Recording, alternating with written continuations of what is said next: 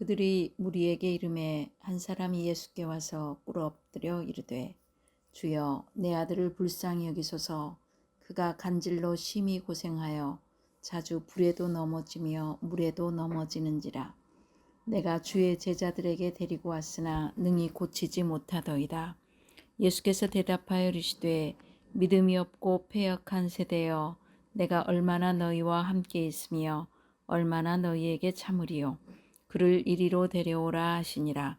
이에 예수께서 꾸짖으시니 귀신이 나가고 아이가 그때부터 나으니라. 이때 제자들이 조용히 예수께 나와 이르되 우리는 어찌하여 쫓아내지 못하였나이까. 이르시되 너희 믿음이 작은 까닭이니라. 진실로 너희에게 이르노니 만일 너희에게 믿음이 겨자씨 한 알만큼만 있어도 이 산을 명하여 여기서 저기로 옮겨지라 하면 옮겨질 것이요 또 너희가 못할 것이 없으리라. 갈릴리에 모일 때에 예수께서 제자들에게 이르시되 인자가 장차 사람들의 손에 넘겨져 죽임을 당하고 제3일에 살아나리라 하시니 제자들이 매우 근심하더라. 오늘 우리에게 주신 말씀은 마태복음 17장 14절로 27절입니다. 너희 믿음이 겨자씨 한 알만큼도 있어도. 조금 뭔가 좀 안타까운 제목이죠. 변화산에서 내려오신 뒤에 예수님은 간질병을 고치시며 제자들의 부족한 믿음을 지적하시고 이어 자신의 임박한 순환을 예고하십니다. 변화산 위에서 예수님의 지극한 영광이 드러나고 있는 바로 그 순간에 산 아래에서는 제자들이 믿음이 연약하여 귀신 들려 간질병에 걸린 아이를 고치지 못함으로 쩔쩔매고 있었습니다. 이러한 광경을 산에서 내려오던 중에 목격하신 예수님은 믿음이 없는 제자들과 당신을 하나님의 아들로 믿지 못한 그 당시에 이스라엘 백성들을 책망하시고 귀신 들려 간질병에 걸린 아이를 치유하여 주셨습니다. 그리고 주님께서는 따로 나아온 제자들에게 살아있는 믿음을 가져야만 역동적인 삶을 살 수 있음을 가르쳐 주셨습니다. 또 성전세를 내는 일과 관련하여 자신과 아버지 하나님과의 관계를 설명하십니다. 이 둘 사이에 예수님의 두 번째 순환, 죽음과 부활의 예고가 있습니다. 오늘 우리에게 주시는 본문의 내용과 메시지입니다. 첫째, 간질병에 걸린 아들을 고치시는 예수님이십니다. 천상의 영광스러운 모습으로 변형되시고 하나님의 아들이심이 드러났던 변화산에서의 예수님과 제자들은 산 아래에서 정반대의 상황에 직면합니다. 산 위에 영광스러운 하나님의 현현 나타남이신 예수님과 떨어져 믿음이 없으니까 아무것도 할 수 없음에 좌절하는 산 아래 제자들과 극명하게 대조되는 내용입니다. 천상의 산 위에서는 영광의 하나님의 모습이라면 산 아래 제자들의 모습은 문제를 해결하지 못해 쩔쩔매고 당황하고 있는 모습이라는 것입니다. 간질병에 걸린 아들의 아버지는 예수님께 나와 꿇어 엎드려 주여 내 아들을 불쌍히 여기소서라고 말합니다. 꿇어 엎드려는 구약에서 하나님에 대한 경배의 표현입니다. 주여 불쌍히 여기소서라는 표현 역시 시편에서 하나님께 도움을 청할 때 자주 사용되는 표현입니다. 저도 늘 하나님을 향해요. 주님, 저를 불쌍히 여겨주소서. 저를 불쌍히 여겨주셔서 늘 주님께 간구합니다. 이것은 구약의 하나님의 능력과 권세가 예수님만에 들어있음을, 현존해 있음을 보여주고 있습니다. 그리고 아들의 아버지가 포기하지 않는 믿음의 사람임을 보여주고 있습니다. 마태는 축사, 귀신을 쫓아내는 전형적인 형태들을 대부분 생략하고요. 아들의 아버지와의 대화로 믿음 없는 패역한 세대에 대한 예수님의 탄식을 강조하고 있습니다. 저와 여러분이 믿음이 없이 살아갈 때 예수님도 슬퍼하시고 탄식하신다는 것입니다. 이것은 예수께서 치유를 기회로 삼아 정작 제자들의 믿음 없음과 믿음의 능력에 대한 교훈을 가르침을 주려 하셨음을 보여줍니다. 분명 예수님은요, 10장에 1절과 8절에서 제자들에게 귀신을 쫓아내며 모든 질병을 고치는 능력과 권세를 주셨습니다. 여기서 제자들은 축사와 질병 치유의 능력이 없어진 것을 알 수 있습니다. 우리 한번 다시 살펴볼까요? 마태복음 10장 1절입니다. 예수께서 그의 12제자를 부르사 더러운 귀신을 쫓아내며 모든 병과 모든 약한 것을 고치는 권능을 주시니라. 누가 주셨어요? 예수님이 12제자에게 분명히 주셨습니다. 그래서 어떻게 할까요? 8절 봅니다. 병든 자를 고치며 죽은 자를 살리며 나병한 자를 깨끗하게 하며 귀신을 쫓아내되 너희가 거저 받았으니 거저 주라고 말씀하십니다. 주께서 주신 그러한 능력을 가지고 병도 고치고 심지어는 죽은 자도 살리고 그 당시에 가장 불치병이라 하는 나병 환자도 깨끗하게 하라고 하시면서 너희가 선물로 은사로 거저 받았으니 너의 유익을 위해서 쓰지 말고 거저 주라고 말씀하십니다. 간질병 아들의 아버지는 제자들이 아들에게서 귀신을 쫓아내지 못했다고 하며 예수님이 안 계시는 동안 있었던 일을 말해줍니다. 제자들에게는 이미 귀신을 쫓을 능력이 있었습니다. 그런데 왜 그들이 이번에는 실패했을까요?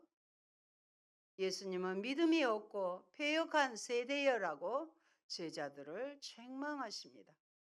그들이 받은 능력은 마치 자판기처럼 언제든 원하면 자동적으로 발휘되는 능력이 아니었습니다. 그 능력은 그들의 것이 아니라 누구의 것일까요? 하나님의 것이기 때문입니다. 하나님께 대한 믿음만이 그 능력이 발휘되게 하는 유일한 길입니다. 그런데 그들에게는 믿음이 없었습니다. 예수님은 내가 잠깐 떨어져 있는 동안에 이런 상황이 있었느냐? 너희와 함께 있으며 얼마나 너희를 참으리오라고 단식하십니다. 이것은 자신과 마음을 같이 해줄 제자 하나 없이 홀로 죽음을 향해 가야 하는 예수님의 장례를 미리 내다보게 하는 탄식인지도 모릅니다. 예수님은 자신이 십자가에 돌아가실 것을 아셨기 때문에 잠깐 산 위에 올라가신 예수님 때문에 떨어져 있는 때문에 그 질병을 치유하지 못한 것을 탄식하신 것입니다. 17절에 패역한 세대라고 하지요. 이 표현은 새 이스라엘을 대변하는 제자들이 여전히 불신의 모습을 보이는 것에 대한 예수님의 탄식이에요. 잘 믿지 않을 때 예수님이 슬퍼하십니다. 성경에서 이 단어는 똑바른 것을 굽어지게 하다, 미혹하다, 거스리다는 뜻으로 번역이 됩니다. 본문에서는 좀 어려운 말이지만 제가 잘 사용하지요. 완료, 수동, 분사형입니다. 분사라는 것은 뭐뭐하는 이런 진행을 말하지요. 완료됐어요. 수동이 내가 자의적으로 하는 게 아니에요. 완료, 수동, 분사형으로 사용돼요. 진리에서 벗어난 그릇된 삶에 의해 계속 영향을 받고 있음을 암시하고 있는 것입니다.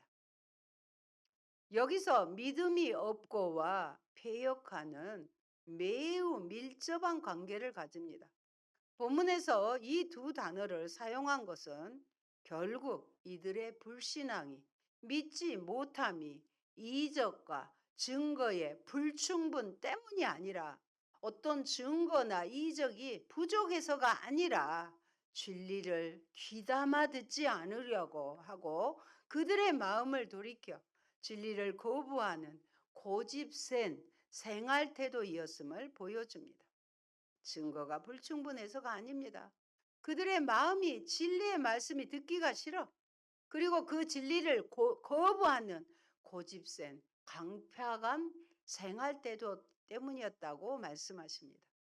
당시 예수님은 한 병자를 사이에 놓고 병을 고치지 못하면서 논쟁만 하고 있는 자들과 그 세대 사람들 전부를 향하여 이 말씀을 배역한 세대라고 하신 것입니다. 예수님은 축사 외 치유, 기적을 통한 하나님의 다스림과 권세의 현현을 충분히 보여주셨습니다. 그리고 자신의 권세를 제자들에게 임했는데도 잠시 자신이 없는 사이에 제자들의 믿음 없음과 무기력함을 드러내자 탄식하신 것입니다. 예수님은 간질병의 배후에 있는 귀신을 꾸짖어 내어 쫓으시며 아이를 치유하십니다. 자신 가운데 역사하는 하나님의 나라를 통해 사탄의 왕국이 무너졌음을 상기시키고 있는 것입니다. 19절 이에 예수께서 꾸짖으시니 귀신이 나가고 아이가 그때부터 나으니라. 이 말씀 안에는 예수께서 귀신의 세력을 정복하시고 세상을 지배하실 만유의 주 되신 분이라는 사실이 내포되어 있습니다. 그때는 바로 그때란 의미이며 이는 예수님께서 신성한 권위로서 귀신에게 바로 명령했을 때 바로 그 시점부터 예수님의 치료 효과가 즉각적으로 나타났음을 보여줍니다. 여러분, 예수님은 사람들의 불신과 제자들의 작은 믿음을 꾸짖으시며 더러운 귀신 들린 아이를 치료해 주셨습니다. 아주 적더라도 하나님을 향한 올바른 믿음이라면 어떤 일이든 할 수 있다고 말씀하십니다. 지금 내 앞에 놓인 상과 같은 문제는 무엇입니까? 핵심은 문제의 크기가 아니라 믿음의 크기입니다. 상과 같은 문제가 아니라 산을 옮기시는 능력의 예수님을 바라봅시다. 19절 말씀입니다. 이때 제자들이 조용히 예수께 나와 이르되 우리는 어찌하여 쫓아내지 못하였나이까. 이는 그들이 자신들의 실패에 대해 크게 당황하고 놀라고 있음을 나타내고 있습니다. 그것은 그들이 예수께로부터 귀신을 내쫓는 힘과 권세를 얻었었고 이로 인해 이미 그들이 직접 수많은 귀신들을 쫓아낸 경험을 갖고 있었기 때문입니다. 따라서 제자들은 자신들의 실패를 도저히 납득할 수가 없었던 것입니다. 그러자 예수님 20절 이렇게 답변합니다. 우리도 소리내서 한번 읽으시겠습니다. 이르시되 너의 믿음이 작은 까닭이니라. 진실로 너희에게 말하노니 만일 너희에게 믿음이 겨자씨 한 알만큼만 있어도 이 산을 명하여 여기서 저기라 옮겨지라 하면 옮겨질 것이요 또 너희가 못할 것이 없으리라. 이 본문은 제자들의 부족한 믿음을 표현하기 위해서 과장법적인 표현입니다. 이러한 수사법은 청중들에게 메시지를 감동적으로 전달하고 또 오래 기억하게 하는 효과적인 도구인 것입니다. 제자들이 왜 우리들은 귀신을 내쫓지 못하는지 묻자 예수님은 믿음이 적은 영고라고 하시며 겨자씨와 같은 믿음을 가지라는 것입니다. 믿음이 겨자씨만큼만 작을지라도 그것이 살아있고 죽어있지 않고 살아있고 온전한 믿음이라면 분명히 놀랄 만한 큰 권능을 행할 수 있습니다. 즉 그들이 병을 고칠 수 없었던 것은 그들의 믿음에 생명력이 없었기 때문입니다. 여기서 산을 옮긴다는 표현 역시 불가능한 것을 행하는 것에 대한 격언적인 표현입니다.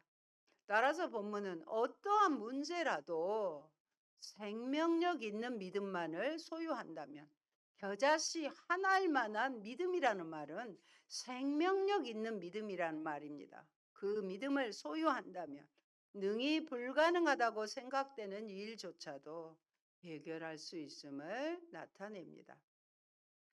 여러분, 여기서 믿음은 예수님을 통해 나타난 하나님 나라의 징조들에 대한 믿음을 뜻합니다. 겨자씨 같은 믿음은 지속적으로 확장하고 성장하는 하나님 나라에 대한 적합한 반응으로서 성장하는 믿음을 의미합니다. 믿음은 하나님과 우리를 연결하는 가장 강력한 능력입니다. 그러므로 예수께서 이 땅에 도래케 하신 하나님의 다스림, 하나님 나라를 받아들여 예수를 따르는 자들은 하나님의 나라가 강력하게 확장되고 전진하듯이 흔들림 없이 좌절 없이 이 다스림을 따라 살 수 있다는 뜻입니다. 믿음은 뭔가 할 수 있다는 내 마음의 내적 신념이나 의지가 아닙니다. 할 수 있다, 할 수 있다, I can do it, 이게 아니라는 것이에요. 전지전능하신 하나님을 신뢰하는 마음입니다. 아주 작은 믿음이라도 하나님을 향한 올바른 믿음은 모든 것을 할 수 있지만, 아무리 큰 믿음이라도 하나님을 향하지 않는 잘못된 믿음은 아무것도 할 수 없습니다. 그렇다면 우리의 믿음은 순종을 통해 삶 속에서 힘있게 작동하고 있습니까? 우리에게 믿음이 있다는 것은 순종으로 드러나게 되어 있는 것입니다. 날마다 우리의 믿음이 성장하길 기도합시다. 두 번째, 순한 예고입니다. 22절 말씀 23절까지 봅니다.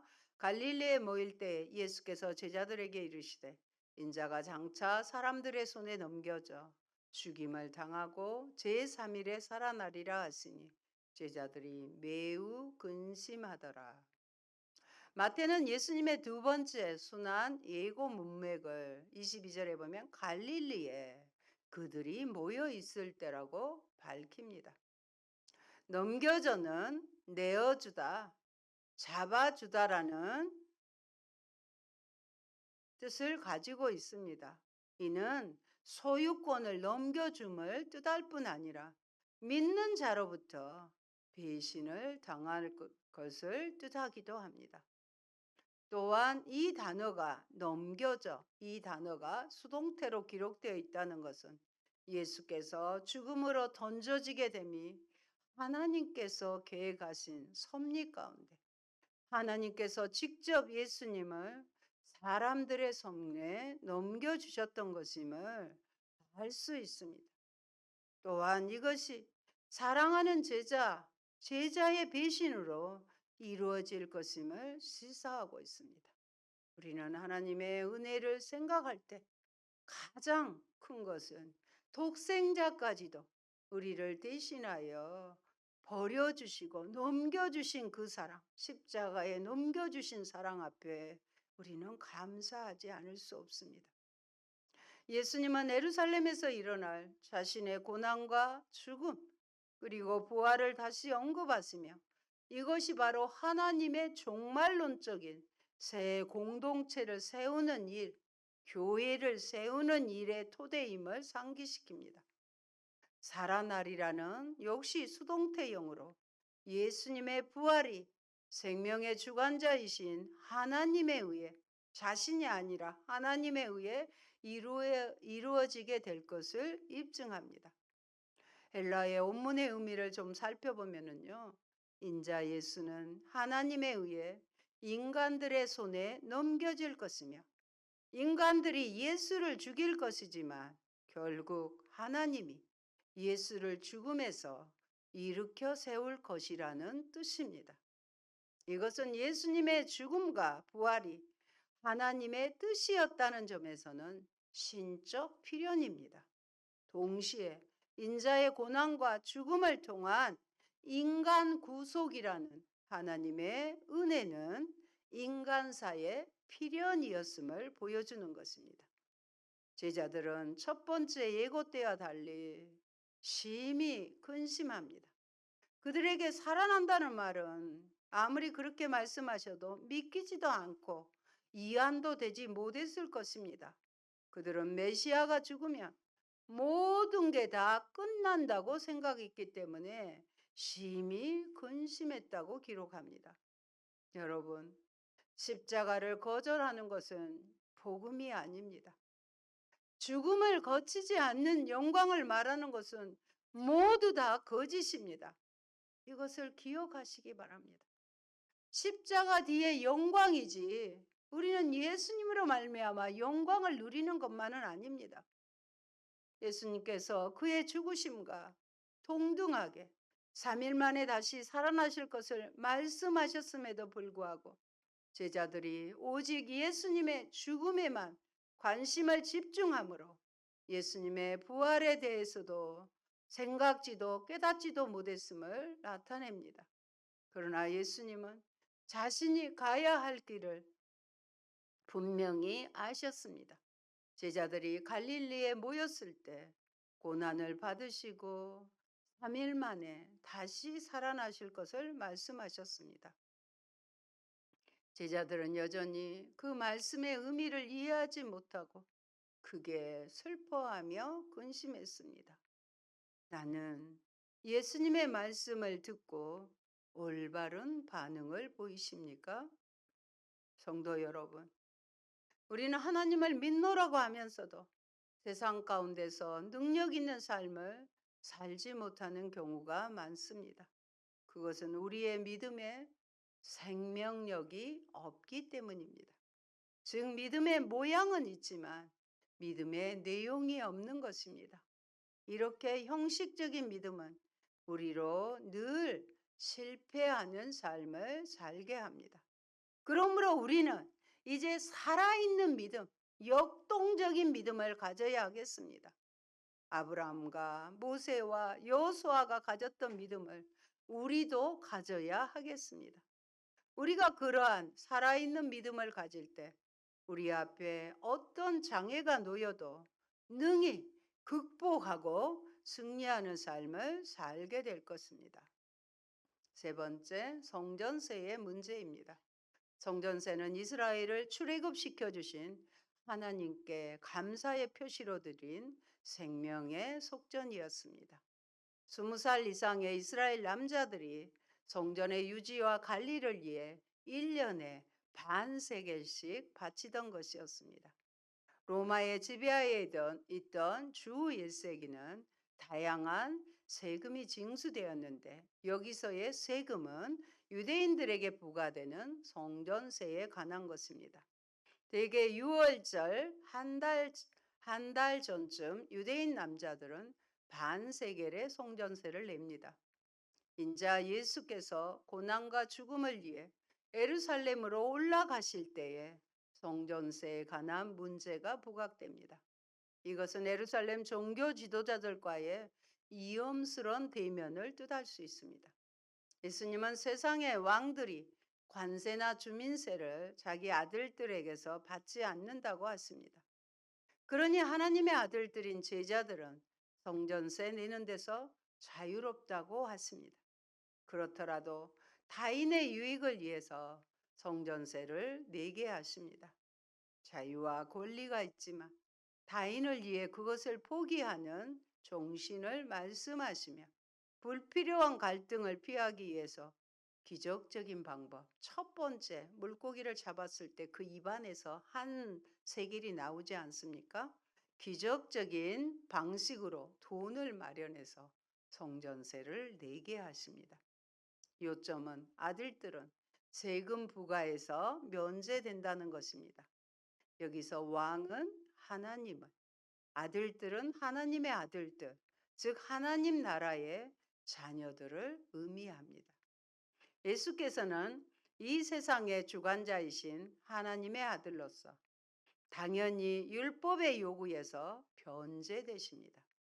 하지만 자신의 권리를 양보하사 겸손히 율법에 순종하셨을 뿐 아니라 아무도 흉내낼 수 없는 기적적인 방법을 통해 성전세를 마련하시므로 예수께서 권능을 가지신 하나님의 참 아들 되신 분임을 나타내 보이셨습니다.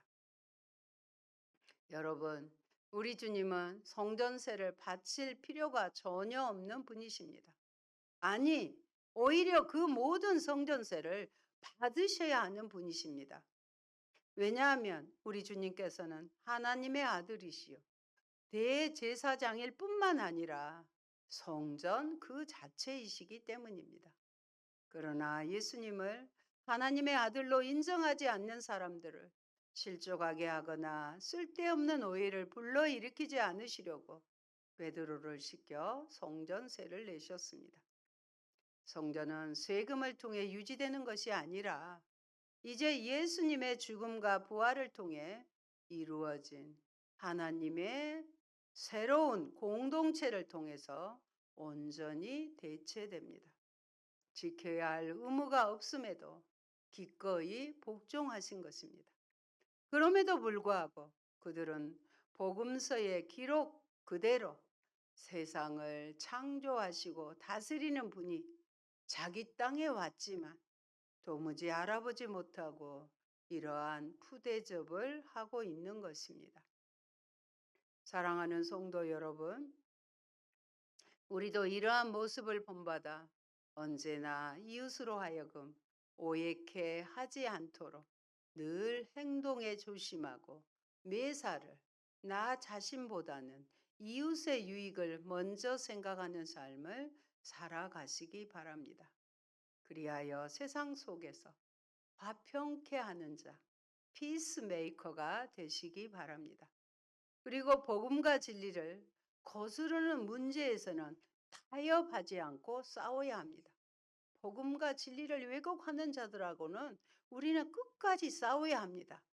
그렇지만 그렇지 않는 세상의 제도와 절차에 있어서는 앞장서서 준수해야 합니다. 우리는 그리스도의 제자와 대사로 사회의 법과 원칙들을 잘 지키시기를 바라는 것입니다. 아멘.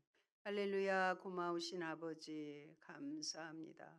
예수님께서 제자들을 불러 귀신들을 쫓아내고 병든 자를 고치고 또 죽은 자까지 살리는 능력을 주셨지만 변화산 위에 잠깐 가 계시는 예수님과 떨어져 있는 산 아래의 제자들은 병을 고치지 못했습니다. 아버지, 우리에게도 이런 죽은 믿음이 아니라 예수님이 말씀하신 겨자씨 한 알 같은 믿음이 우리에게 있기를 원합니다. 살아있는 믿음, 역동적인 믿음이 되어서 마땅히 아버지 그 믿음대로 아버지 행동할 수 있는 저희가 되게 도와주시옵소서. 살아있는 믿음으로 이 세상과 자신을 이기고 죄를 이길 수 있는 우리가 되게 하여 주옵소서. 성전세를 내신 예수님처럼 우리도 나의 유익이 아니라 아버지 하나님 이웃을 먼저 돌아볼 수 있는 그리스도의 제자로서의 그리스도의 대사로서의 삶을 살아가게 하옵소서. 예수님 이름으로 기도합니다. 아멘.